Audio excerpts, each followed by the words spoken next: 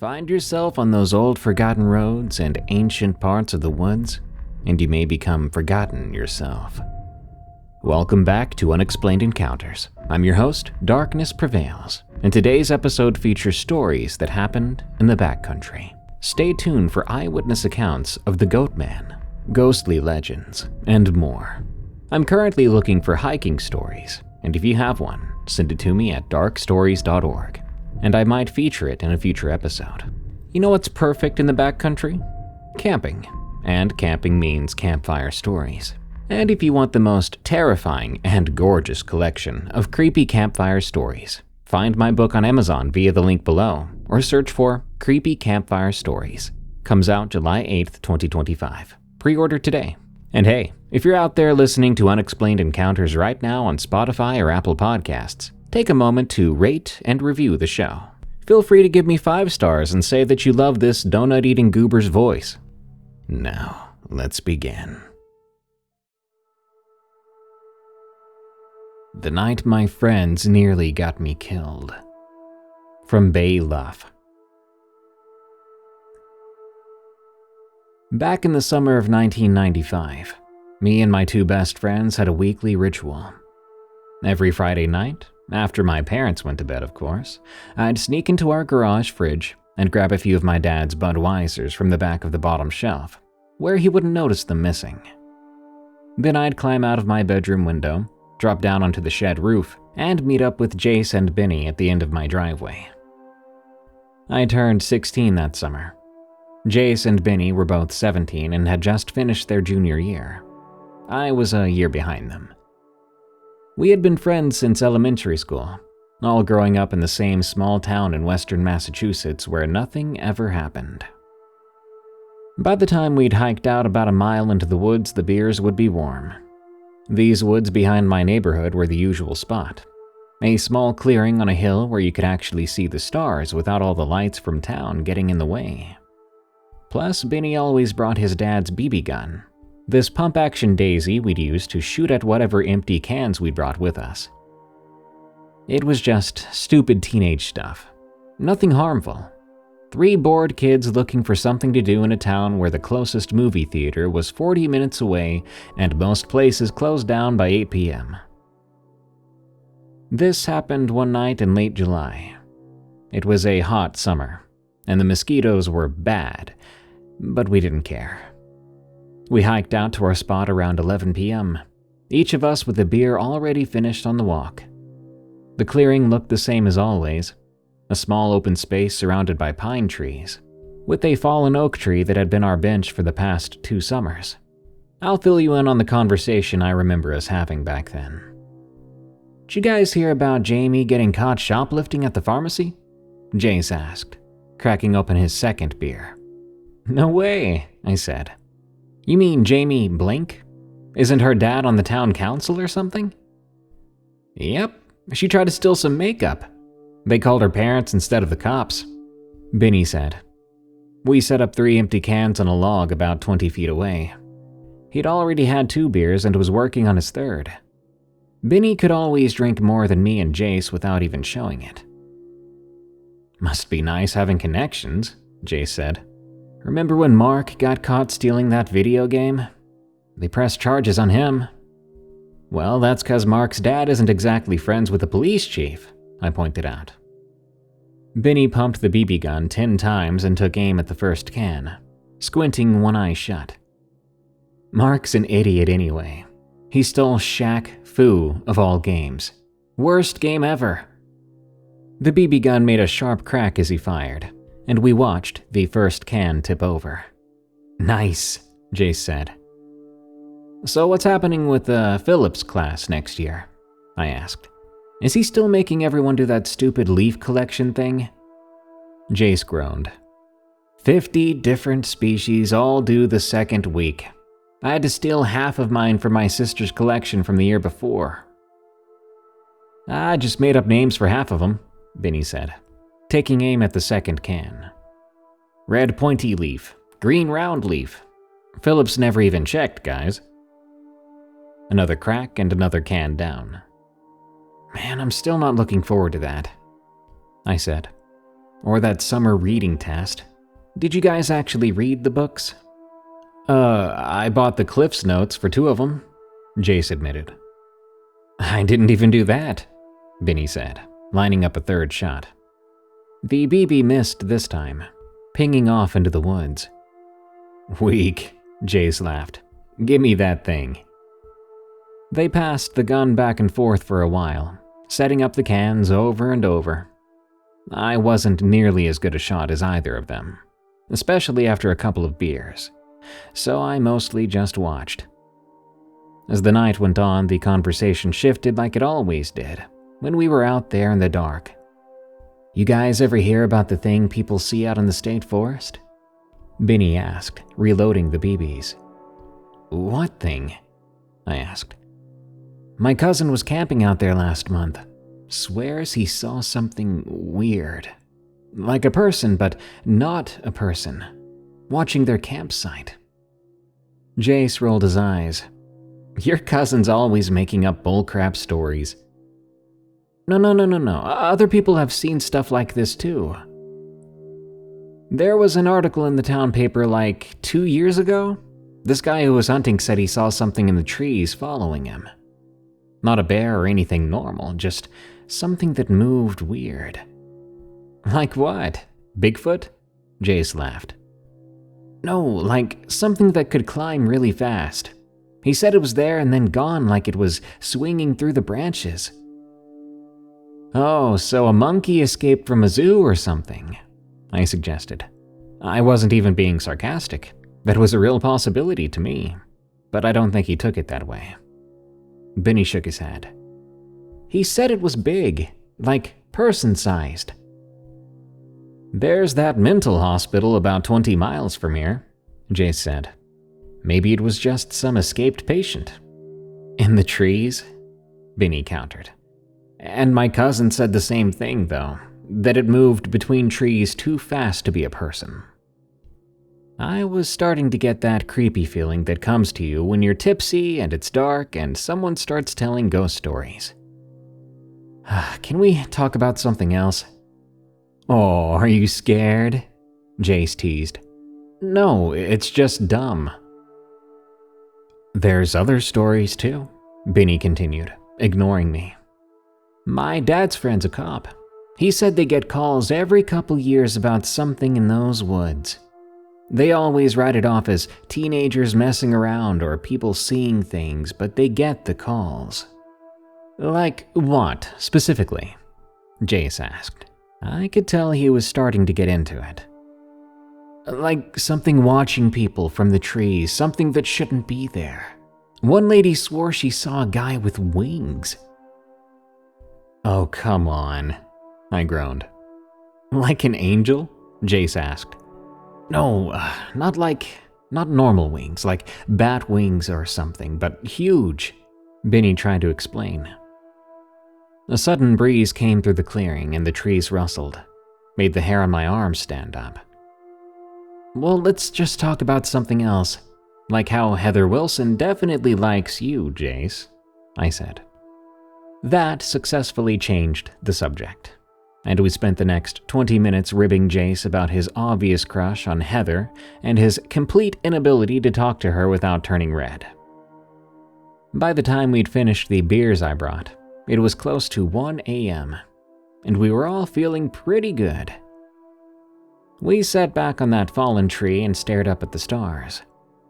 It was a clear night, and out there away from the town lights, you could see the Milky Way spread across the sky. It was quiet except for the crickets and the occasional hoot of an owl.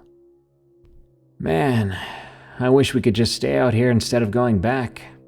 No parents, no school, no nothing. Benny sighed. You'd last about 2 days before you'd be dying for a shower and your Nintendo, Jace laughed. True, Benny admitted. It went quiet again. We were just watching the sky. Eventually, I noticed something moving against the night sky. A darker shape, blocking out the stars briefly as it passed overhead. At first, I thought it was a large bird, but it moved a bit too fast and seemed a bit too big. You guys seeing that? I asked, sitting up. See what? Jace asked. I pointed up. Something flew over. Too big to be a bird. Probably a bat, Benny said. Too big for a bat either. They both sat up now, looking to where I was pointing. Then we all saw it. A large, dark shape moving across the star field, circling back towards us.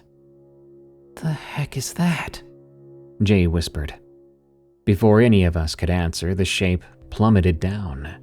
Fast, so fast it was like a blur. And it landed in the top of the tallest pine tree across the clearing from us. We saw the whole tree shake with the impact. We all froze. In the faint moonlight, we could make out a silhouette perched at the very top. Maybe I drank a little too much, I thought. But it almost looked human-shaped. But something was off about it. And extending from its back were what looked to be two large and folded wings. Holy crap. You guys are seeing that, right? Benny whispered. Yeah. My mouth was dry then. What is it? I don't know, but it's looking right at us, Jace said. He was right. Even though I couldn't make out any details in the darkness or in the distance, I could feel it watching us. It didn't move. It was just perched there, the branches occasionally creaking under its weight. Gotta be some sort of big owl, right? I suggested, but not really sure about that. That's no owl, Benny said. That's a person with wings. And that's not possible, Jace whispered. Then what else is it? Benny shot back. As we argued together, trying to be quiet, the figure moved just a bit, adjusting its position on the branch. The movement was very smooth, both natural and unnatural at the same time.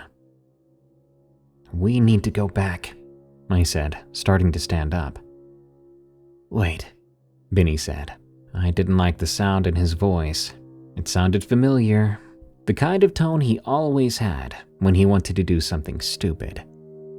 He grabbed the BB gun from where it was leaning against the log. I want to see what it does. Don't, I tried to say, but he was already pumping that BB gun. Once, twice, 3 times. It's just a BB, he whispered. It's not gonna hurt anything. I just want to see if it's real. Benny, don't be stupid, Jace warned. But Benny had that look he got when he was drunk and was certain to do something stupid. There was no stopping him now.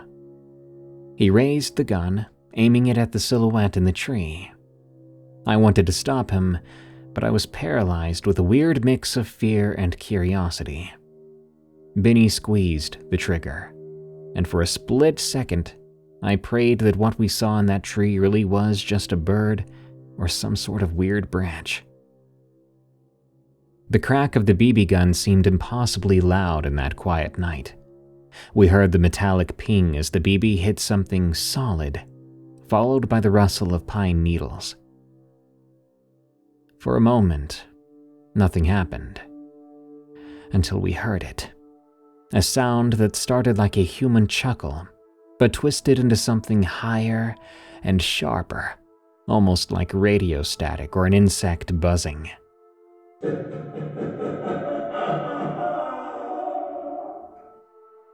The silhouette straightened up, standing on the branch in a way that shouldn't have been possible without it breaking or falling. It extended its arms to the sides, and those wing-like shapes spread open, blocking out even more stars. Then, it raised one arm and pointed directly at us. We did not need to discuss what to do next. All 3 of us took off running at the same time, crashing through the underbrush in the dark. I don't think I've ever run so fast before. I could hear Jace and Benny right behind me, their breathing as panicked as mine. Did you see that? Benny kept saying between breaths as we ran. "Did you see it stand up?" "Shut up and run," Jace snapped. I was sure I could hear something moving through the trees above us, branches shaking and pine needles raining down, but I didn't dare try to look up. We did not slow down a bit until we hit the edge of my neighborhood. When I saw streetlights, I could have passed out with relief. We stood under one of the streetlights, all of us out of breath and sweating now. Benny had dropped the BB gun somewhere during our escape. "What the heck was that?" Jace finally asked. "I have no idea," I said. "I ain't going back there at night anymore." It pointed at us," Benny said. "After I shot it, it pointed right at us." We walked the rest of the way, quietly, jumping at every little sound. When we got to my house, none of us wanted to be alone. "You guys want to crash at my place?" I offered. "My parents won't check my room." Without a moment of hesitation, they both agreed. We crawled back through my bedroom window, and all three of us crammed into my room. Jace was on a spare mattress in the floor. Benny was in my beanbag chair, and I had the bed. We left the lights on, and we talked in quiet voices about what we'd seen, coming up with increasingly ridiculous explanations to try to make ourselves feel somewhat better. Eventually, exhaustion and the beer caught up with us, and we all fell asleep. Come morning, I was the first to wake up. Jace and Benny were still passed out, but something felt strange. I looked around the room, trying to figure out what exactly was bothering me, and I noticed my window was open wide. I hadn't left it that way. The curtains were moving slightly in the breeze. There was a shimmer, and I saw it. A single BB sitting on the middle of my nightstand, right next to my alarm clock. A BB that had not been there the night before. Jace, Benny, and I didn't talk much about that night afterward, and whenever we actually did, it was us trying to convince ourselves we'd seen a large owl or some trick of the light combined with too many beers, too many ghost stories. But I'm sure of what we saw, and sometimes even now, all these years later, I find myself looking up at the night sky, wondering if I'll see that shape again. And I never, ever sleep with my window open or unlocked, because when I start to think about what stood in my room while we were sleeping, it brings tears to my eyes.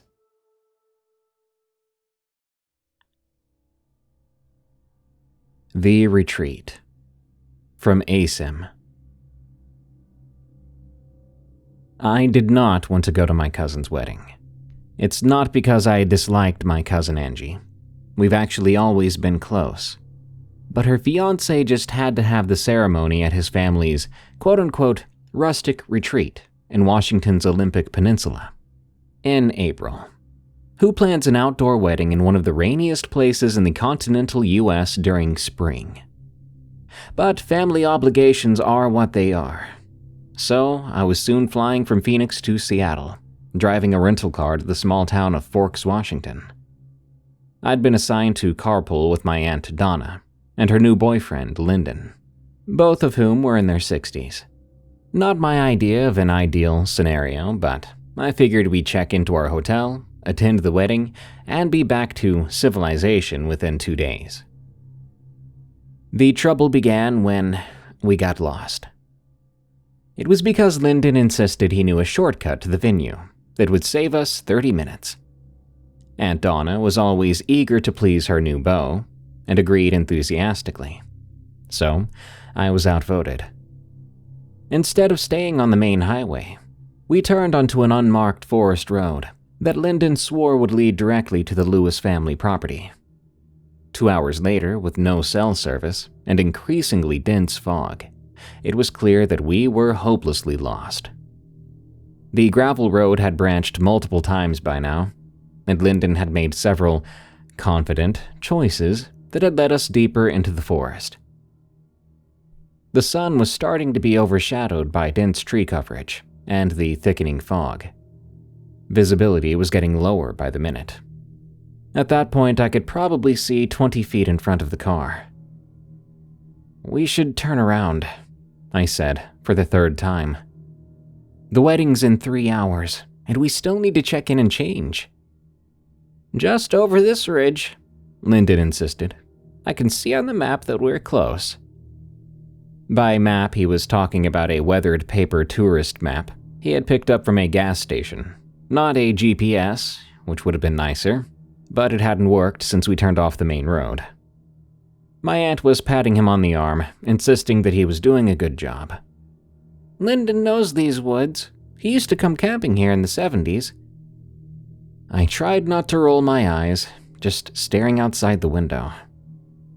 The forest was beautiful, though. But when you think about how lost you are in the middle of woods like this, it goes from beautiful to unsettling real quick. Even with the windows rolled up, it was way too quiet out there. Nothing but the sound of crunching tires on gravel and the occasional scraping of branches against the car. "Stop!" I suddenly shouted, causing Lyndon to practically slam on the brakes. What? What is it?" he demanded. Poor guy nearly had a heart attack. "I saw a building, back there through the trees." I pointed to a gap in the trees about 50 yards away. Lyndon was about to say something, but Aunt Donna spoke first. "Let's check it out just in case someone can give us some directions." Reluctantly, Lyndon reversed until we could see what I'd spotted. An old structure set back from the road. It wasn't exactly inviting, just an old wooden building that might once have been painted green, with a sagging porch and boarded-up windows. Looked more like an abandoned ranger station, or perhaps an old store. There was a faded sign beside the door, but I couldn't make out what it said from there. "I don't think anyone's home, guys," Lyndon said, but he pulled over anyway. We went up to the building slowly. Up close, I could finally read that sign. It was a general store, established 1923. And someone had nailed a piece of plywood with spray-painted letters that said, "Closed forever." A little melodramatic, I thought. "Don't think we'll be getting any directions here," Lyndon said. "Let's just go." But then I noticed something else. A newer-looking piece of paper tacked beside the door, partially protected from the elements by the porch overhang. I stepped up closer to read it. "If lost, use rear entrance, proprietor in residence." "Someone's living here," Aunt Donna whispered. "Only one way to find out," I said, already heading around the side of the building. The rear of the place looked more lived in than the front. I could hear a generator, and there was smoke trickling from a metal stovepipe. The back door was made with heavy wood and had a small window, and it was intact, unlike the boarded-up windows at the front. So I knocked. I didn't get a response, so I knocked again, louder. And still nothing. "Let's go," Lyndon called from where he and Aunt Donna waited at the corner of the building. "No one's home." As I turned to leave, the door creaked open a bit, but I didn't see anyone through the gap. I leaned in.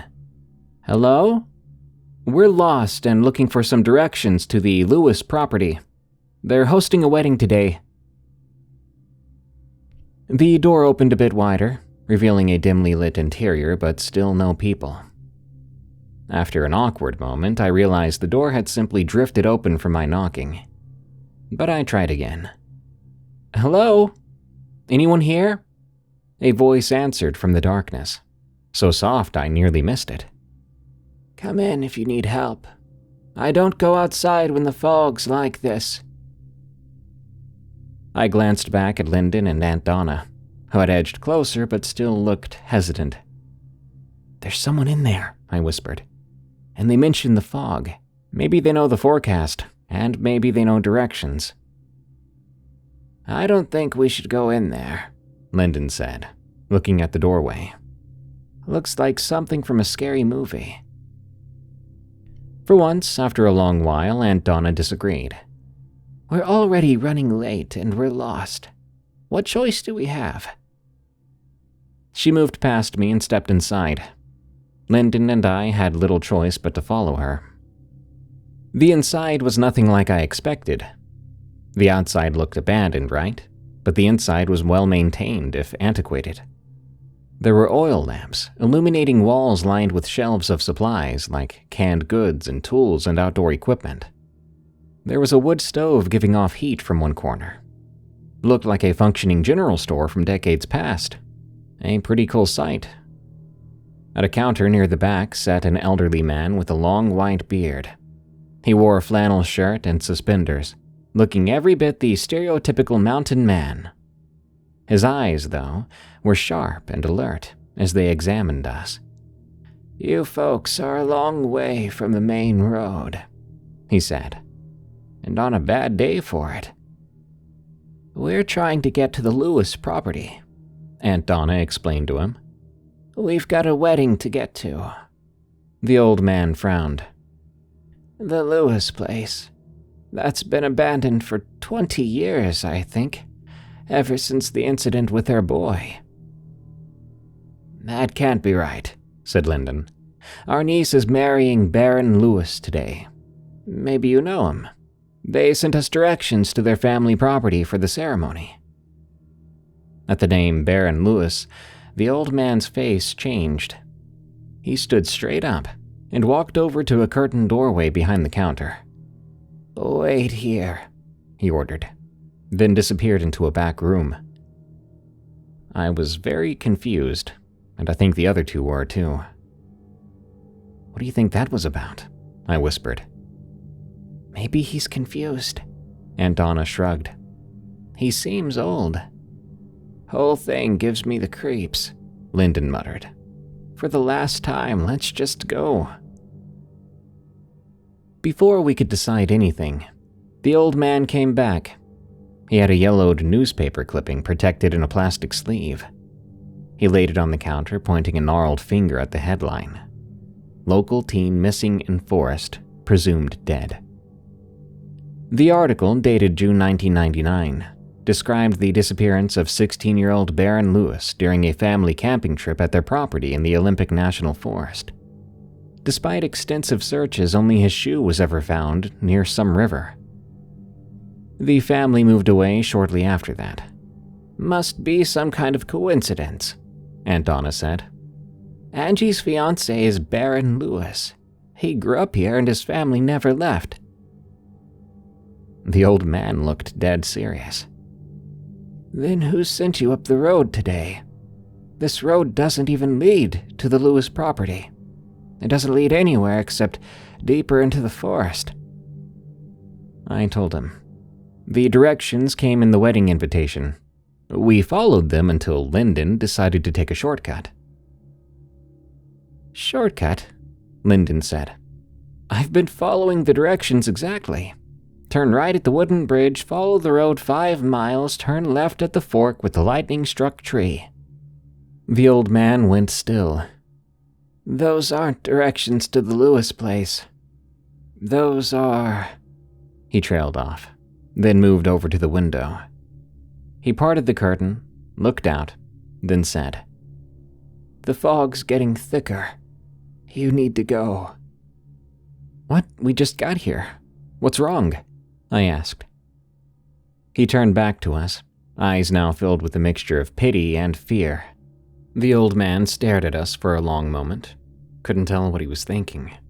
Then he said, "Something's not right here.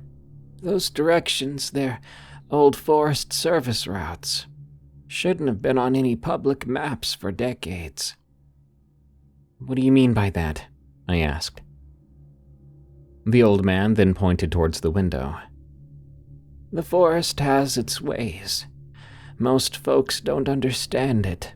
These woods are older than anything else around here." He spoke like someone who knew things that he shouldn't, things that I didn't want to hear about. "It's easy to get turned around, especially in this kind of weather." Under normal circumstances, I'd have dismissed this as the ramblings of an isolated old man. But the fog outside had become extremely thick, and somewhere in the back of my mind, there was a doubt forming about the wedding invite. I thought about Angie's whirlwind romance with a man none of us had ever met before, and the sudden engagement announcement. "How did you end up here?" I asked the old man. "Funny story, that. I got lost myself decades ago. Found this place and ended up working for the previous owner. And the longer I worked here, the more unbelievable things he'd tell me. Eventually, he passed and left the place in his will. It's not much, as you can see, but I felt as if I needed to be here. Lots of folks get turned around out here and need some directions." Aunt Donna had gone to the window and was looking out of it. "The car's gone," she said. We rushed to look. Where our rental car had been parked, there was nothing but dense fog. "That's not good," said the old man. "It means you need to leave immediately, before you can't leave." "This is all ridiculous," Lyndon sputtered. "You guys just aren't looking in the right place, and what he's saying doesn't make any sense. We should just call someone instead." "Phone's on the counter," the old man said. "Won't work, but you can try." Lyndon grabbed that old rotary phone and put it to his ear. I actually had to Google what the phone was called, by the way. Then I watched him shake his head. It didn't work. "Well, we're leaving," Lyndon announced, and headed for the front door. "We'll walk back to the main road if we have to." The old man made no move to stop him. "Front door hasn't opened in 30 years, but you're welcome to try that too." Lyndon grasped the handle and pulled, and, of course, nothing happened. He pulled harder, then tried pushing, but that door didn't budge. "It's locked," he accused. "No," the old man replied. "It's just not there anymore. Not while the fog is here." The three of us looked at the man like he was crazy, because what in the world did that even mean? It's just not there anymore. What? "What are you trying to say?" I demanded. "What is happening?" "Well, the fog's too thick now. That means we can't go. You're gonna have to wait it out, till the fog thins out." "I don't understand anything you're talking about," Aunt Donna whispered. "These woods are older than people. They have their ways. Might as well get comfortable, folks. Could be hours or even days." He disappeared for a moment, then brought back mugs of coffee. We talked with the man, trying to get him to make sense, trying to figure out if we were in danger. And if we were, was it from him or from something in the woods? Could go either way from the way he talked. But he was right. In a couple of hours, the fog cleared up, and I swear to God, where we'd looked earlier and saw no car, there was the car again. How that is possible, I have no idea. So I've chalked it up to the fog just completely swallowing it. As we were about to leave, we turned to thank the old man for letting us stay, but he was completely gone. This wasn't a very big building, and we checked every nook and cranny. We hadn't fallen asleep or anything, so how the man was just gone, we have no explanation. I remember Lyndon saying, "This is insane. Let's leave now, please."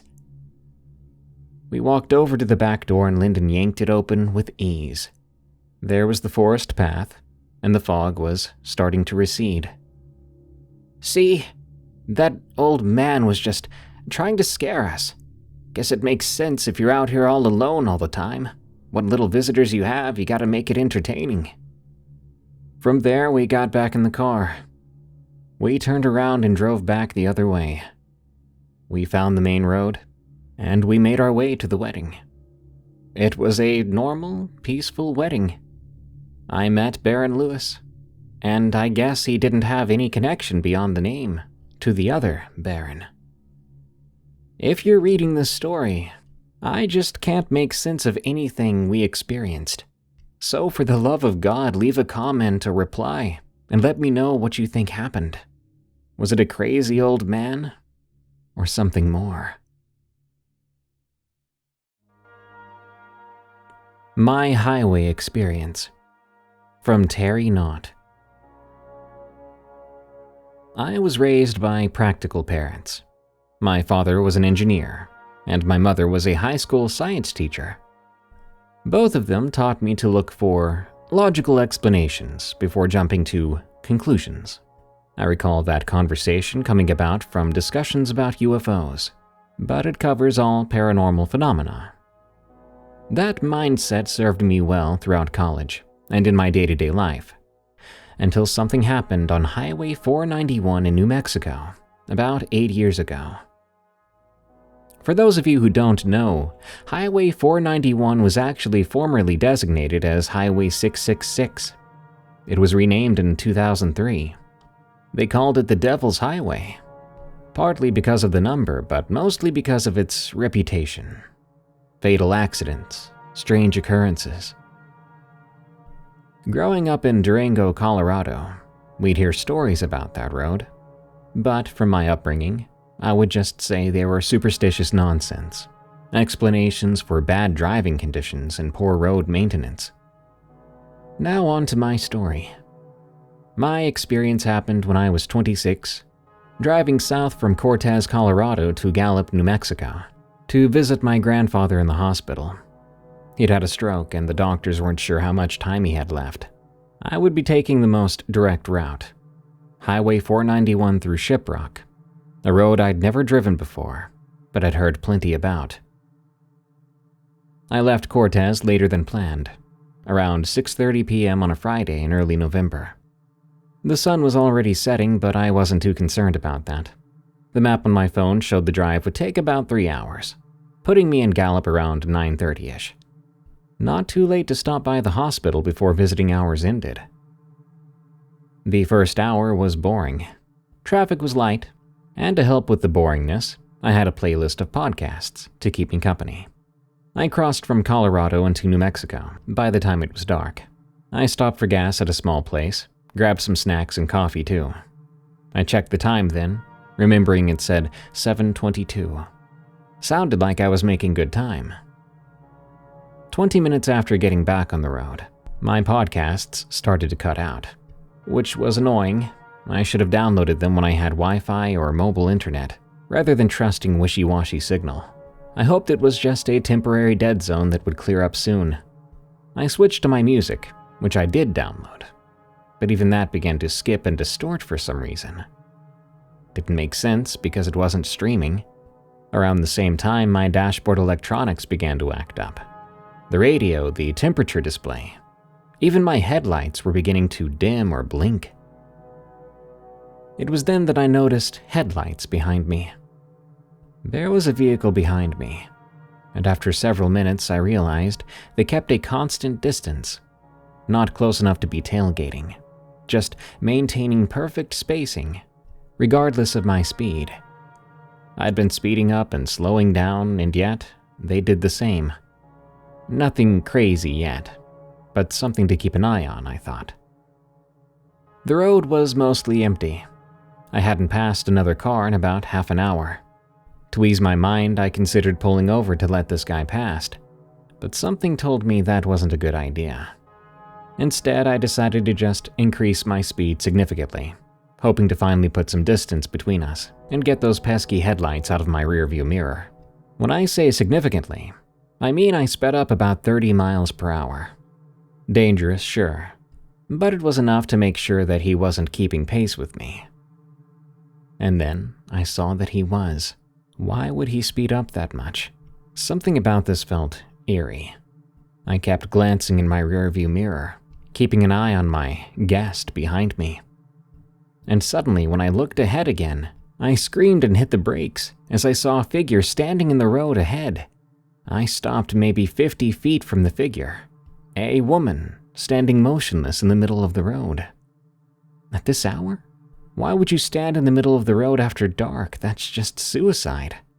She appeared to be a middle-aged Native American woman. She looked normal until I saw her face. Her face was wet, dripping moisture onto the asphalt. But they weren't tears. It looked like she had been drenched in water, submerged in it even. I was so flabbergasted. What was she doing in the road after dark and soaking wet, with no water sources nearby to speak of, and skies that were completely clear? I then remembered the car behind me, and I glanced in the rear view. The headlights were gone. I never saw them pass me, never saw them stop, but the road behind me was now completely dark. When I looked ahead again, the woman was now approaching my car. The closer she got, the more my heart pounded. But I didn't just take off. What if she was in trouble? I rolled down my window for her, and she spoke to me. What she said at first sounded like Navajo, I think. But then she switched to English. "Turn back. Death on the road tonight." "I'm sorry? Was there an accident somewhere?" I asked. She shook her head, then walked away to the other side of the road, into the dark. Feeling levels of anxiety never thought possible before, I began to pull away. Moments later, right before reaching full speed, I slammed the brakes again. There was a massive shape in the road, and my headlights landed on an overturned semi-truck spanning both lanes. There was debris scattered all over the asphalt, and fuel or something was pulling across the road. I stopped maybe 10 yards from the wreckage. Remember how I said I'd been going 30 over to get away from that car behind me? If I hadn't stopped for that woman, and I kept going that speed, I would be dead. I would have hit this overturned semi going way over the speed limit, and I would not be here to tell this story. I put on my hazard lights and reached for my phone. The signal was back in full. I dialed 911. "Lady on the road, thank you for saving my life. I don't know who or what you are. Maybe you're just some normal woman who saved my life. But I just want to say thank you." Goatman is real, people. From MarylandMarilynn. Quick note before I share my story. I changed up the names for the sake of anonymity, especially for the kids. Everything else is true and remains the same. Shout out to my Maryland homies. If you're not from Maryland, you should know that we have a bunch of different stories and legends. The Bunnyman Bridge, the Blair Witch, which some might argue is more of a media thing, and of course, the Goatman. My husband used to tease me for refusing to even discuss these things around the kids. I didn't want to fill their little heads with monster stories. It would keep them up at night, make them scared of the dark, and that sounded like irresponsible parenting. It felt even more irresponsible because our family loved going in the outdoors. Not too long ago, we were out for a routine camping trip to Patapsco Valley State Park. We'd been there several times before. It's less than an hour from our home in Columbia, after all. That weekend was special. My sister Rachel and her family would be joining us. They had moved off to Virginia a few years ago, and it was a nice opportunity to get all the cousins together for an outdoor adventure. We reserved 2 adjacent campsites in a more secluded area of the park. These sites were nicely spaced out, with thick woods between campers, giving each group plenty of privacy. Our setup was pretty standard: 2 family tents for the adults and a smaller one for the 4 kids. Rachel and I each had 2. The first day went perfectly. We hiked along the river and had a picnic lunch at one of the falls. Then we spent the afternoon fishing. The kids caught nothing but had a blast trying, before getting inevitably distracted.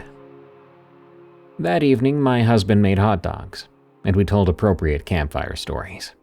Nothing supernatural. Mostly just embarrassing stuff Rachel and I did as kids. We turned in around 10 or 11 p.m. I remember waking up in the middle of the night. Still dark out. I could hear something moving outside. I assumed it was a raccoon or deer. Both are very common in the park. But there was something odd about the rhythm of that movement. It didn't sound like a scurrying raccoon or the cautious and gentle steps of deer. Sounded more like a person walking around slowly through the campsite. I nudged my husband, I'll refer to him as Kevin, awake. "There's someone outside," I whispered. He listened for a moment. "Maybe one of the kids? I don't know, could be a raccoon. Did we lock up the cooler?" "Yeah, but this sounds bigger," I told him. He listened some more and agreed. He then grabbed his flashlight and unzipped the tent, just enough to peek out. He shined the light around the campsite, then looked at me. "I don't see anyone out there. I think my brother-in-law or something just went to the bathroom." Made sense to me, so we laid back down and tried to get some sleep. As I was beginning to drift off again, the footsteps came back. This time I caught another detail. They had this cadence to them, like someone was walking with an uneven gait. Then I heard something brush against our tent, running a hand, or something like a hand, along the fabric from one end to the other. "Kevin," I hissed, extremely scared now. He was already sitting up, had his flashlight in his hand. "I'll check it out," he said, reaching for the tent zipper. I grabbed him by his arm and told him, "Don't go out there. It's probably just teenagers or someone messing with us," he said. But I could tell from the sound of his voice he was frightened. Then there was a sudden noise from the kids' tent, making us both freeze. It was a sharp intake of breath, followed by a frightened whisper saying, "Mom?" It was our oldest. I'll call him Jake for the story. Before we could respond to Jake, we heard a low scraping sound against the kids' tent, followed by quiet whimpering from inside. Kevin was out of our tent in seconds, with me right behind him. The campsite was lit only dimly because we'd put the fire out earlier, so all we had was some dying embers. Kevin shined the flashlight towards the kids' tent and called out, "Hey, who's there?" The beam caught something moving at the edge of our campsite. A tall, dark figure. It seemed to be going back into the woods. It moved in such a strange way, not like a person running. "Jake? Tyler? You guys okay?" Kevin called. "Dad, there's someone outside." Jake's voice trembled. "We heard breathing right next to the tent." Kevin quickly unzipped their tent and checked on the boys. They were huddled together in their sleeping bags, obviously scared. I hurried over to Rachel's tent to wake them. Within minutes, we were all gathered at the picnic table, flashlights pointing outward in a circle of light. The kids were really freaked out, especially Ethan, who kept insisting he'd seen a face peering in through the mesh window of the tent. A face that he said wasn't right. "What do you mean, wasn't right?" Rachel's husband Tom asked. Ethan looked down at his hands. "It had horns," he whispered. "Or antlers. I don't know. And its eyes were weird." "You were dreaming, buddy," Tom said. We decided it would be best to stay up for a while, thinking there was safety in numbers, and certainly some safety in keeping our guard up. Tom thought it might be a homeless person, perhaps someone on drugs who had wandered into the park. Kevin thought it might be other campers playing some pranks. Neither explanation felt right to me, but I didn't say that just yet. I didn't want to scare the kids any more than they already were. After about 30 minutes with no further disturbances, we were starting to feel relaxed. Tom was about to suggest we head back to our tents when we heard it. A strange, bleating cry from the woods. somewhere between a goat's call and someone trying to imitate human speech. The sound was so crazy and horrifying, all of us just sat there paralyzed. It came again, closer this time, followed by the distinct crack of branches breaking under heavy weight. "Inside the car, now," Kevin said. Our SUV was parked just a few yards away at the edge of the campsite. We hurried the kids toward the vehicle when a certain smell hit us. A powerful odor, like wet fur and musk, maybe even something rotten. It was so strong it made my eyes water. Tom was at the end of the line and shouted, "Run!" I looked back for a moment to see what had startled him, and I caught a glimpse of something moving between the trees. Something tall and dark and running on two legs in a way that seemed so wrong, as if this person or creature was only just now learning how to use their own legs. The moonlight was barely enough, but what I saw was something with horns, or something with large protrusions on its head. We piled into the SUV and locked the doors. Kevin started the engine, turning on the headlights, and for a few moments, we saw nothing. "What was that?" Rachel whispered, clutching Maddie to her chest in the back seat. "I don't know," Kevin replied. He was gripping the steering wheel so hard I thought he might rip it off. And then we saw it. It stepped right into our light. Only for a moment, but long enough for all of us to see it. So I'm not alone in this experience. Standing at the edge of our campsite was something that was 7 feet tall at least.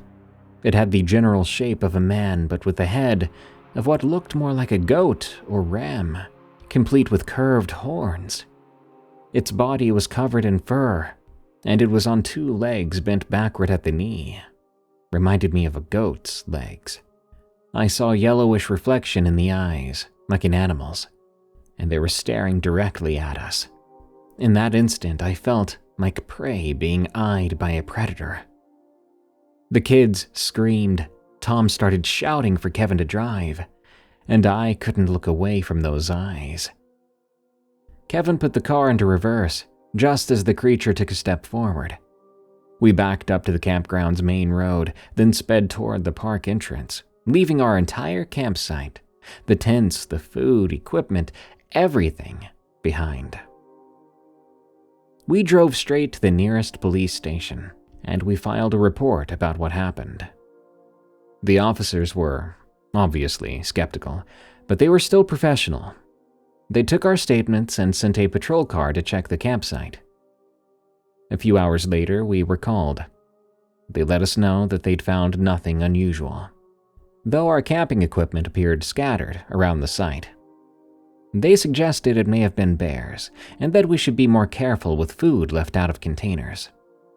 But I know what we saw, and I know we didn't leave any food out. We returned with a park ranger the next morning to collect our things. Everything was indeed strewn about, but not in the way bears typically ransack a campsite. There were no torn coolers or food wrappers. Instead, it looked like someone had carefully examined each item, then discarded it. My camera, which I'd left in the tent, was missing. So was Jake's pocket knife, and oddly, all of our shoes had been left outside the tent. I wondered if it had been sniffing them. The ranger noticed something else. A series of unusual tracks in the earth around our campsite. They looked like hoof prints. On our drive home, Jake finally told us what had woke him up in the tent. He'd felt something touching his sleeping bag, pressing down as if feeling the shape of his body through the fabric. When he opened his eyes, he saw what he thought was a hand silhouetted against the tent wall, except it was very large, with 2 long and 2 bendy fingers. We haven't gone back to Patapsco Valley State Park. We actually stopped camping altogether for a while, until the kids started to ask to go again. Really, it was their call. Nowadays, we only camp in designated grounds with plenty of other people nearby. And we always bring our dog, who has a keen sense of anything unusual. I can't tell you for sure what we saw that night. I don't know if it's the same creature from those Goatman stories or something else entirely. Maybe it's a deformed, psychotic man. But I do know it was real, and that this experience really happened. If it was Goatman, they say that he is curious about humans. But I highly doubt it would be in an innocent way. Whoa, that first story was a bit of a banger, I'm not gonna lie. If you've made it to the end of this episode of Unexplained Encounters, thank you, but also leave a comment below. Even if you're on Spotify, you can leave comments now. But I want to know, should that first story, the night my friends almost got me killed, belong in 2025's best of list? Anyway, thank you for joining us tonight. I'm your host, Darkness Prevails.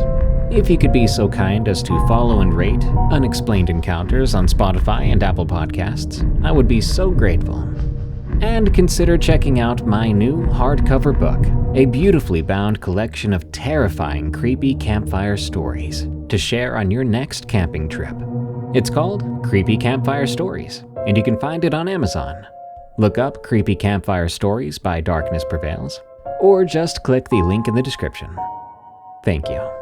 Until next time, everyone, stay safe out there, and stay creepy, because this world is a strange one.